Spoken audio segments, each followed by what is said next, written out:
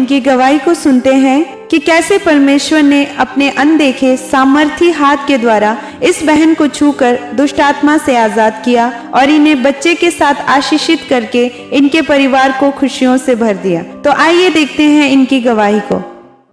सारिਆਂ ਨੂੰ जय मसीह दी। मेरा नाम राजविंदर कौर आ। मैं जिला तरनताਰਨ ਦੀ ਰਹਿਣ ਵਾਲੀ ਆ। मार्च 2015 ਦੇ ਵਿੱਚ ਮੇਰੀ मैरिज ਹੋਈ। मैरिज तो कुछ समय बाद मेरे उपर मतलब दुष्ट आत्मा के अटैक होने शुरू हो गए। दुष्ट आत्मा के करके सब तो पहला मैनू गुस्सा आना शुरू होया। गुस्से के कारण साडे विच निक्की निक्की गल तो दोनों जियां ते लड़ाई झगड़ा शुरू हो गया, जिस कारण असीं एक दूजे दे नाल बहुत गुस्सा रहिंदे सी ते साडे दोनों जियां दे विच इन्ना लड़ाई झगड़ा होने के कारण असीं एक दूजे नूं वेखना भी मतलब पसंद नहीं सी करदे। मतलब कल्ले बैठ के रोई जाना अंदर दरवाजा बंद करके मतलब इन्ने डिप्रैशन दे विच मैं चल गई। फिर मतलब मैं सौना ते मैनू ऐ लगना कि जिद्दां मेरे पैरां 'च कोई बैठा हुंदा आ ते जे मैं तुरना ते मैं लगना मैनू पर मेरे मगर कोई तुरदा आ ते जे मैं सौना ते ऐ सवेरे उठना ते मेरे मतलब बॉडी दे उपर नील पड़े हुंदे ही कि मेरे जिद्दां मैं मेरे नाल कोई गलत रिलेशन बनाउण डिया। इदां समा बीतदा गया। फिर मैं ते मेरे हसबैंड ने सोचा कि साडे एक बच्चा होना चाहिदा आ ते मैं जदों मतलब असीं बेबी बारे सोचदे सी ते बेबी साडे कंसीव नहीं सी हुंदा। फिर मेरे हसबैंड मैनू लेडी डॉक्टर को लैके गए। उस लेडी डॉक्टर ने मैनू चैक किया और कहा भी ठीक आ, तुसी मेडिसिन खाओ, दवाई खाओ, तुहानू आराम आ जाऊगा, इहदे नाल तुसी बेबी कंसीव कर पाओगे। उस दवाई खाण दे नाल भी मैनू मतलब बेबी कंसीव नहीं हो रहा सी। फिर मेरे हसबैंड मैनू किसी दूसरे डॉक्टर को लैके गए तो उस डॉक्टर ने मैनू चैक करके कहा कि तू दवाई खा कि तेरे बेबी हो जाऊगा। तो उस दवाई खाण दे नाल भी मैनू बेबी कंसीव नहीं हो रहा सी। इस करके मैं थक हार के मैं क्या मैं कोई दवाई नहीं खानी, मैं किते नहीं जाना, किसी डॉक्टर को नहीं जाना। दुष्ट आत्मा के करके और बेबी ना कंसीव होने के करके मैं बहुत ज़्यादा डिप्रैशन दे विच चली गई। डिप्रैशन के करके मैं बहुत ज़्यादा वीक हो गई, खाना भी नहीं खा पा रही सी मैं। इस करके मैं मतलब बहुत ज़्यादा परेशान रहिंदी हुंदी सी कि मैनू क्यों नहीं रिसीव हो रहा। मैं बहुत ज़्यादा सोचती हुंदी सी, अंदर कल्ली बैठ के रोंदी हुंदी सी कि मैं क्यों मेरे नाल इदां हुंदी आ, कि मेरे च प्रॉब्लम आ। इस करके फिर जदों मतलब बेबी ना कंसीव नहीं सी हो रहा तां लोगों ने ताने मिहने देने भी क्यों नहीं रिसीव हुंदा, तेरे क्यों नहीं बच्चा हुंदा। मैं ये गल्लां सुन के बहुत ज़्यादा रोंदी हुंदी सी कि लोग मैनू ताने मिहने दिंदे आ कि जदों भी मैं किसी बच्चे के करीब जांदी हुंदी सी तो अपना बच्चा मतलब अंदर लै जांदे हुंदे सी कि इहदे की पता बच्चा होना कि साडे बच्चे नूं कुछ कर ना दे। जदों किते मैं फंक्शन ते जाना तो लोगों ने मैनू कहना तेरे क्यों नहीं बेबी हो रहा, तो मेरे कोल कोई जवाब नहीं हुंदा सी कि मैं इन्हां नूं की जवाब देवां कि मेरे बेबी क्यों नहीं हो रहा। दुष्ट आत्मा दे करके बेबी नहीं सी हो रहा और डॉक्टरां नूं कोई समझ नहीं सी लगदी कि बेबी होऊगा कि जां नहीं होऊगा। जदों मैं ते मेरे हसबैंड असीं बेबी प्लान करदे सी तो उस टाइम मैनू दुष्ट आत्मा दा अटैक हुंदा सी, जिस करके बेबी कंसीव नहीं हो पा रहा सी। मेरे विआह नूं 6 साल हो गए सी। इन्हां 6 सालां दे विच मैं एक बारी भी प्रैगनेंट नहीं हुई सी। फिर मैं ते मेरे हसबैंड ने सलाह की कि आपां बच्चा मतलब गोद ले लीए तो मेरे हसबैंड ने कहा कि मैं चलो कहा कि ठीक है।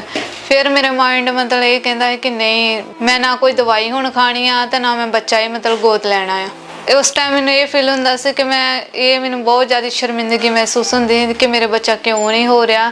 तो मेरे हसबैंड नूं भी हुण लोग ये कहण लग पे भी दूसरा ब्याह करा ला तो की पता बेबी होना कि नहीं होना। तो जदों मैनू आण के दसदा हुंदा कि लोग तो हुण लोग भी कहण लग पे तू दूजा ब्याह करा ला। तो मैं ये गल जदों कहंदा हुंदा सी मैं बहुत ज़्यादा परेशान हो जाती हुंदी सी। फिर मैं ये चीज़ सोचदी कि जे इन्हें दूजा ब्याह करा लिया तो मैं मतलब अपनी जिंदगी किवें जीऊँगी, कि मैं किद्दां रहूँगी। जदों मैं बहुत ज़्यादा डिप्रैशन दे विच चल गई, मैं ज़्यादा परेशान मैनू जदों समझ नहीं सी आ रही कि मेरी जिंदगी का कोई हल नहीं हो सकता। फिर मैनू किसी ने प्रभु बारे दस्सिया। फिर मैं मतलब वचन पढ़ना शुरू किया, बाइबल पढ़नी शुरू की, मेरा बहुत ज़्यादा इंटरस्ट वध गया। फिर मेरे सहुरे परिवार च उत्थों कोई बंदा खामरे चर्च नाल जुड़िया सी। फिर मैं उन्होंने कोल गई तो उन्होंने मैनू कहा भी तू खामरा चर्च जाया कर, तेरा छुटकारा भी होगा, हर मुश्किल का हल भी होगा, तेन बच्चे की ब्लैसिंग नाल भी परमेश्वर तेन ब्लैस करूगा। जदों मैं पहली बारी खामरा चर्च आई तो इन्हें लोग वेख के तो मेरा दिल इन्ना अंदरों मतलब एक फीलिंग जी जागी तो जे इन्हां लोगों का छुटकारा हो सकता तो मैनू भी परमेश्वर हर मुश्किल तो आज़ाद करूगा, हर परेशानी तो आज़ाद करूगा। मेरी भी जिंदगी का कोई हल होगा, मैनू भी परमेश्वर बच्चे दे नाल ब्लैस करूगा। ये गवाहियां विश्वास वेख के मेरा विश्वास और ज़्यादा वध गया। फिर मैं लगातार परमेश्वर दे विच वधी, फिर मैं लगातार चर्च आउणा शुरू किया। ਫਿਰ 9 ਸਤੰਬਰ 2021 ਨੂੰ ਜਦੋਂ ਮੈਂ ਖਾਮਰਾ ਚਰਚ ਆਈ ਤਾਂ ਉਸ ਟਾਈਮ ਮੀਟਿੰਗ ਦੌਰਾਨ ਜਦੋਂ ਪ੍ਰਭੂ ਦੇ ਦਾਸ ਨੇ ਇਹ ਬੋਲਿਆ ਕਿ ਜਿਨ੍ਹਾਂ ਭੈਣਾਂ ਦੇ ਬੇਬੀ ਨਹੀਂ ਉਹ ਅੱਗੇ ਆਓ, ਔਰ ਅਸੀਂ ਸਾਰੀਆਂ ਭੈਣਾਂ ਪੁਲਪੜ ਤੇ ਉੱਪਰੋਂ ਦੀ ਲੰਘ ਕੇ ਜਾ ਰਹੀਆਂ ਸੀ। ਫਿਰ ਪ੍ਰਭੂ ਦੇ ਦਾਸੀ ਨੇ ਆਇਲ ਦੇ ਨਾਲ ਮੇਰੇ ਪੇਟ ਦੇ ਉੱਪਰ ਪ੍ਰਾਰਥਨਾ ਕੀਤੀ।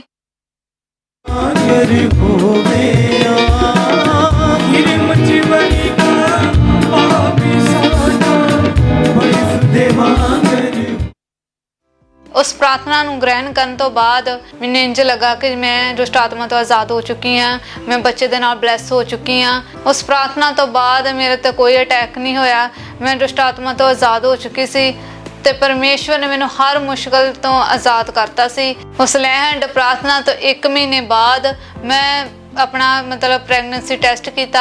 ਉਸ ਟੈਸਟ ਵਿੱਚ ਮੈਂ ਪੋਜ਼ਿਟਿਵ ਆਈ। ਉਸ ਪੋਜ਼ਿਟਿਵ ਨੂੰ ਵੇਖ ਕੇ ਮੈਂ ਇੰਨੀ ਜ਼ਿਆਦਾ ਖੁਸ਼ ਸੀ ਕਿ 6 ਸਾਲਾਂ ਬਾਅਦ ਮੈਂ ਪਹਿਲੀ ਵਾਰੀ ਪ੍ਰੈਗਨੈਂਟ ਹੋਈ। ਮੈਨੂੰ ਬਹੁਤ ਜ਼ਿਆਦਾ ਖੁਸ਼ੀ ਹੋਈ, ਮੈਂ ਬਹੁਤ ਜ਼ਿਆਦਾ ਖੁਸ਼ ਹੋਈ। ਫਿਰ 17 ਜੂਨ ਨੂੰ 2022 ਦੇ ਵਿੱਚ ਪਰਮੇਸ਼ਵਰ ਨੇ ਮੈਨੂੰ ਬੇਬੀ ਬॉय ਦੇ ਨਾਲ ਬਲੈਸ ਕੀਤਾ। ਪਰਮੇਸ਼ਵਰ ਨੇ ਮੇਰੀ ਸ਼ਰਮਿੰਦਗੀ ਨੂੰ ਦੂਰ ਕੀਤਾ, ਮੈਨੂੰ ਉੱਚਾ ਕੀਤਾ। ਹੁਣ ਮੇਰੀ ਜ਼ਿੰਦਗੀ ਬਹੁਤ ਜ਼ਿਆਦਾ ਵਧੀਆ ਚੱਲ ਰਹੀ ਹੈ। ਅਸੀਂ ਹਸਬੈਂਡ ਵਾਈਫ 'ਚ ਵੀ ਸਾਡੇ 'ਚ ਕੋਈ ਲੜਾਈ ਝਗੜਾ ਨਹੀਂ ਰਹਿੰਦਾ। ਅਸੀਂ ਬੇਬੀ ਦੇ ਨਾਲ ਵਧੀਆ ਰਹਿੰਦੇ ਹਾਂ, ਖੁਸ਼ ਰਹਿੰਦੇ ਹਾਂ। ਸਾਡੀ ਲਾਈਫ ਬਹੁਤ ਜ਼ਿਆਦਾ ਖੁਸ਼ ਆ, ਅਸੀਂ ਹੈਪੀ ਰਹਿੰਦੇ ਹਾਂ। ਜਿਨ੍ਹਾਂ ਭੈਣਾਂ ਦੇ ਬੇਬੀ ਨਹੀਂ, ਮੈਂ ਉਹਨਾਂ ਭੈਣਾਂ ਨੂੰ ਇਹੀ ਕਹਿਣਾ ਚਾਹੁੰਦੀ ਹਾਂ, ਪਰਮੇਸ਼ਵਰ 'ਚ ਅੜੇ ਰਹੋ ਤੇ ਖੜੇ ਰਹੋ। ਪਰਮੇਸ਼ਵਰ ਦੇ ਵਿੱਚ ਵਿਸ਼ਵਾਸ ਰੱਖੋ। ਪਰਮੇਸ਼ਵਰ ਸਭ ਕੁਝ ਕਰਨ ਦੀ ਸਾਮਰਥ ਰੱਖਦਾ ਆ। ਸਾਨੂੰ ਬੇਬੀ ਦੇ ਨਾਲ ਬਲੈਸ ਕਰਨ ਦੀ ਸਾਮਰਥ ਰੱਖਦਾ ਆ। ਪਰਮੇਸ਼ਵਰ ਸਾਡੀ ਸ਼ਰਮਿੰਦਗੀਆਂ ਨੂੰ ਦੂਰ ਕਰਨ ਦੀ ਸਾਮਰਥ ਰੱਖਦਾ ਆ।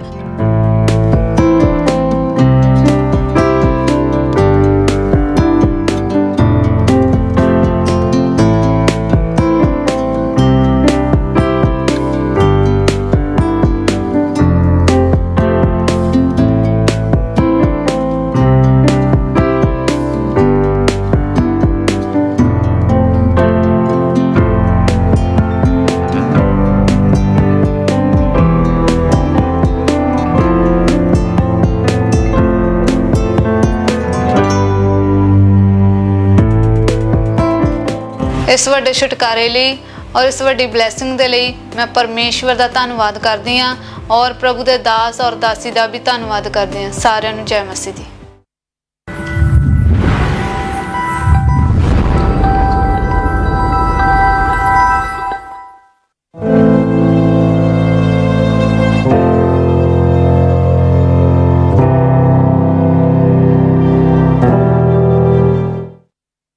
जैसे कि बाइबल में लिखा है कि प्रभु यीशु मसीह चंगा करने वाला और आज़ाद करने वाला परमेश्वर है। यह वचन इस बहन के जीवन में पूरा हुआ। तो आइए सुनते हैं इनकी अद्भुत गवाही को। सबको जय मसीह की। मेरा नाम अनुराधा है, ये मेरी सिस्टर है और हम पुणे महाराष्ट्र से आए हैं। आज मैं अपने जीवन की सबसे बड़ी गवाही देने जा रही हूँ कि परमेश्वर ने मुझे कैसे चंगा किया। अभी मेरी उम्र 28 साल की है। जब मैं 18 साल की थी तब मेरे घुटनों में दर्द होनी शुरू हुई।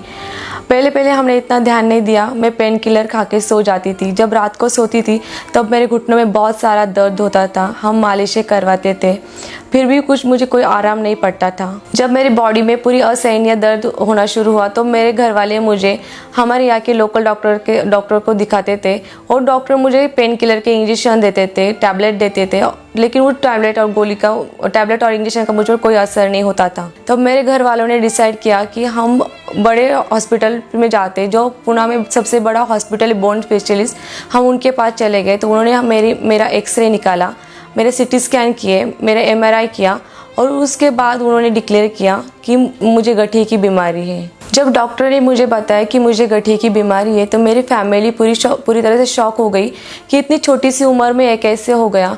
मैं जिस हॉस्पिटल से ट्रीटमेंट कर रही थी उस हॉस्पिटल के डॉक्टर ने मुझे कहा था कि ये टैबलेट आपको उम्र भर खानी है। जो टैबलेट मैं खाती थी उस टैबलेट से मुझ पर कोई असर नहीं होता था। जब मुझे पुणे के हॉस्पिटल से कुछ भी फ़र्क नहीं पड़ा तो मेरे घर वालों ने मुझे नासिक के एक बड़े हॉस्पिटल में दिखाया। वहाँ के डॉक्टर ने भी यही बोला कि आपको गठिया की बीमारी है और आपको जो टैबलेट दी जाएगी वो टैबलेट आपको खानी पड़ेगी। उस टैबलेट से आपको फ़र्क पड़ सकता है, लेकिन उस टैबलेट से मुझे कुछ भी फ़र्क नहीं पड़ा। 2014 तक हमने कई सारे डॉक्टर को दिखाया डॉक्टर मुझे पेन किलर और स्टेरॉइड के इंजेक्शन देते थे, टैबलेट देते थे, लेकिन मेरी बीमारी कम हुई नहीं। जब ये बीमारी मुझे हुई तो मैं पूरी तरह से टूट गई थी। जब मैं कॉलेज जाती थी तो तब मेरे दोस्त मुझे देखकर रोबोट बोलते थे, क्योंकि मेरे चलना पूरी तरह से स्ट्रेट हो चुका था। मेरी हड्डियाँ, मेरे पैर चलते नहीं थे, तो मेरे दोस्त मुझे चिढ़ाते थे, मुझे रोबोट बोलते थे। उस वक्त मुझे बहुत बुरा लगता था। मैंने सोच लिया था कि अब मैं कॉलेज नहीं जाऊंगी, जो स्टडी है मैं घर से ही करूंगी। जब मेरे रिश्तेदार मुझे देखने आते थे तो वो मेरी कंडीशन देखकर बहुत शॉक हो जाते थे और वो बोलते थे कि आप इस डॉक्टर के पास जाओ, उस डॉक्टर के पास जाओ। जो अलग अलग रिलेटिव्स आते थे, वो अलग अलग डॉक्टर को हमें सजेशन देते थे कि आप इस डॉक्टर के पास चले जाओ, वो ठीक हो जाएगा, उस डॉक्टर के पास चले जाओ, ठीक हो जाएगा। हर कोई आकर मुझ पर जैसे तरस खाकर चला जाता था। ये जो गठिया था मेरी पूरी बॉडी में फैल चुका था। इस कारण मेरे नेक में बहुत दर्द होता था। मैं नेक मूव नहीं कर पाती थी। उसके बाद मेरे स्पाइन में प्रॉब्लम हुआ। स्पाइन के कारण मैं ना सो पाती थी, ना उठ पाती थी। इस गठिया के कारण मेरे हाथ और पैरों की उंगलियां टेढ़ी हो चुकी थी। ये मेरी उंगली ऐसे पूरी टेढ़ी हो चुकी थी और मेरे पैरों की दोनों उंगलियों में टेढ़ापन आ चुका था। इस कारण मुझे चलने और फिरने में बहुत दिक्कत होती थी। मैं टोटली बेड पर चली गई थी। मुझे ऐसा लगता था कि मेरे घुटनों में बिल्कुल ही बल नहीं है। ना मैं उठ पाती थी और ना मैं बैठ पाती थी। मैं पूरी तरह से असहाय हो चुकी थी। यहाँ तक कि मैंने महाराष्ट्र के 15 डॉक्टर से ट्रीटमेंट करवाई। हर कोई डॉक्टर मुझे अलग अलग सलाह देता था। कोई बोलता था कि आप जो ट्रैवलिंग करते शायद उस कारण हो गया होगा। कोई बोलते थे कि ये जनरेशन बीमारी है। जब मुझे टॉयलेट और बाथरूम जाना पड़ता था तो मेरे सिस्टर, मेरे फैमिली मुझे हेल्प करते थे। मुझे उठाकर टॉयलेट और बाथरूम तक ले जाते थे और सारी चीज़ें टॉयलेट और बाथरूम मुझे खड़े खड़े करनी पड़ती थी, क्योंकि मैं बैठ नहीं पाती थी। जब मेरी बीमारी बढ़ी तो मैं पूरी तरह से बेड रेस्ट पर चली गई थी। मैं रात और दिन सिर्फ रोती थी और यही सोचती थी कि मेरी बीमारी कभी ठीक हो पाएंगी या नहीं, क्योंकि लगातार 2012 से मैं सिर्फ टैबलेट लेती थी, इंजेक्शन लेती थी, लेकिन उससे मुझे कोई भी आराम नहीं पड़ता था। मैं अपनी बीमारी से बहुत परेशान हो चुकी थी। मैं अपने आप को ख़त्म करना चाहती थी, इसलिए मैं अपने फैमिली से छुपकर अपनी टैबलेट्स के ओवर डोसेज लेती थी। इस बीमारी की वजह से मेरी बहन पूरी तरह से बेड रेस्ट पे चली गई थी। जब बेड रेस्ट के जाने के बाद मैंने उनको कभी भी घर के बाहर देखा ही नहीं था। वो घर के अंदर ही होती थी। उनका खाना एक ही जगह पे होता था, उनका बैठना उठना सब एक ही जगह पे होता था। सारे लोग उनके लिए हम सबको उनकी हेल्प करनी पड़ती थी। वो छोटा काम हो बड़ा काम हो, हम भी उनकी हेल्प करते थे। वो अपने से कुछ भी कर नहीं पाते थे। जब सर्दी का मौसम आता था तो इनकी हालत और भी ख़राब हो जाती थी, जैसे कि हाथों उंगलियों को फोल्ड करना या फिर अपने पैर को सीधा करना, मोड़ना, ये सब चीज़ें वो नहीं कर पाते थे। इस बीमारी की वजह से ये रात भर सो नहीं पाती थी। ये रात भर रोती रहती थी और हम पूरा परिवार उसके पास ही बैठे रहते थे। इस कंडीशन में देखकर परिवार वाले भी रोते रहते थे। मेरी मम्मा तो बहुत ही डिप्रेशन में चले गए थे। उनको इस कंडीशन में इनको देखकर बहुत ही दुख होता था और जैसे कि लोगों ने बोला था कि ये बीमारी कभी ठीक नहीं होगी, तो दीदी को इस कंडीशन में देखकर हम सारे लोगों को ऐसा ही लगता था कि ये कभी ठीक नहीं होगी। इस बीमारी के लिए डॉक्टर ने जो इनको दवाइयाँ दी थी वो स्टेरॉइड्स थी या फिर हाई पेन किलर थी, जिसकी वजह से इनकी डाइजेस्टिव सिस्टम बहुत ही ख़राब हो चुकी थी। खाया हुआ कुछ भी इन्हें डाइजेस्ट नहीं होता था। इनकी बॉडी स्वेल हो चुकी थी, आँखों के नीचे, इनके पैर। ये बीमारी इतनी बढ़ चुकी थी कि इनके जबड़े से लेकर इनके पाँव के तलवे तक बहुत जकड़न रहती थी। ये कुछ भी नहीं कर पाती थी। इस बीमारी की वजह से ये पूरी तरह से डिप्रेशन में चले गए थे। इनको लगता था कि ये बीमारी कभी ठीक ही नहीं होगी। ये हमेशा रोते रहते थे। मेरी बहन की बीमारी इतनी बढ़ चुकी थी कि डॉक्टर ने जो गोली उनको दिन में आधी लेने के लिए बोला था, वो दिन में 4 बार लेती थी और रात में वो 4 बार लेती थी। इस बीमारी से राहत पाने के लिए मेरी बहन न्यूज़पेपर में हमेशा घरेलू उपाय कुछ मिले सर्च देखती रहती थी, या फिर कुछ डॉक्टर्स, होम्योपैथिक डॉक्टर्स मिल जाए, कुछ दवाई मिल जाए, हमेशा सर्च करती रहती थी। और इसके साथ साथ यूट्यूब पे भी सर्च करती रहती थी कि कुछ दवाई मिले या फिर कुछ घरेलू उपाय मिले इस बीमारी से राहत पाने के लिए। जब मैं इस बीमारी से पीड़ित थी तब मुझे यूट्यूब के माध्यम से खामरा चर्च के बारे में पता चला। तब खामरा चर्च के बारे में सर्च करते करते मुझे अपोस्टल अंकुरा मिनिस्ट्री की फायर प्रेयर मिली और फायर प्रेयर करने के बाद मुझे अच्छा लगने लगा। मैं खुद से उठ पाई।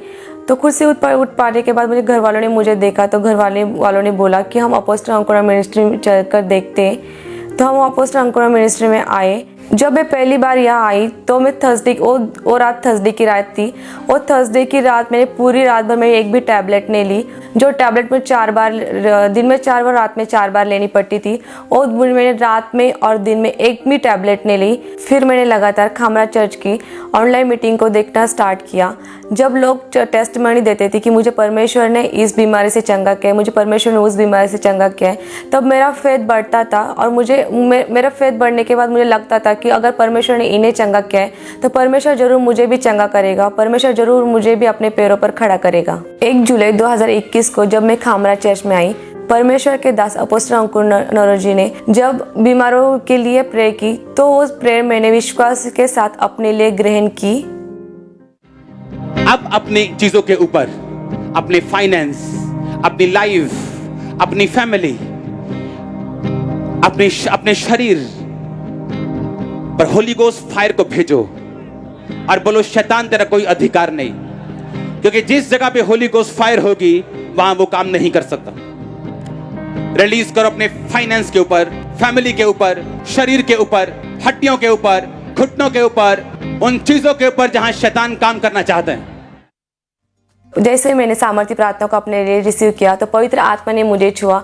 मेरे पूरे शरीर में मुझे करंट सा महसूस हुआ, मेरे घुटनों में मुझे गर्माहट सी महसूस हुई। उसी टाइम मुझे ऐसा लगा कि मेरे पूरे शरीर में बल आ चुका है, ताकत आ चुकी है। उसी टाइम मैंने अपने आप को चेक किया तो मैं चल पा रही थी। उस सामर्थ्य प्रार्थना के बाद जब हम घर गए तो डे बाय डे मेरी बॉडी में रिकवरी होनी स्टार्ट हो गई। जो मेरी उंगलियां टेढ़ी हो चुकी थी वो सीधी हो गई। जो मैं उठ बैठ नहीं पाती थी, चल फिर नहीं पाती थी, मैं उठ बैठ पा रही थी, चल पा रही थी। पहले मैं टोटली बेड पर थी, मैं अपना काम खुद नहीं कर पाती थी, मैं अपने कामों के लिए दूसरों पर डिपेंड रहती थी। लेकिन परमेश्वर की दया से आज मैं चल पाती हूँ, उठ पाती हूँ, बैठ पाती हूँ, खुद का काम खुद कर पाती हूँ, और मैं घर के बाहर भी मम्मी के साथ मार्केट जा पाती हूँ। इस बीमारी के बाद मेरे आस पड़ोसी, मेरे रिलेटिव्स, मेरे दोस्त मुझे पूछते हैं कि पहले तो तुम चल पाती नहीं थी, फिर नहीं पाती थी, लेकिन आज कैसे हीलिंग मिली। तो मैं उन्हें बताती हूँ कि मैं प्रभु यीशु मसीह के घर में गई थी, जो परमेश्वर सबको हील करता है, जिसने मुझे हील किया। मैं उनको सबको भी परमेश्वर के बारे में बताती हूँ। जितने भी बीमार लोग हैं, मैं उन्हें यही कहना चाहती हूँ कि यीशु मसीह जिंदा परमेश्वर है। जिस प्रकार उन्हें मुझे चंगा किया, वो आपको भी बचाने की सामर्थ रखता है। सिर्फ परमेश्वर में बने रहिए और विश्वास में अड़े और खड़े रहिए।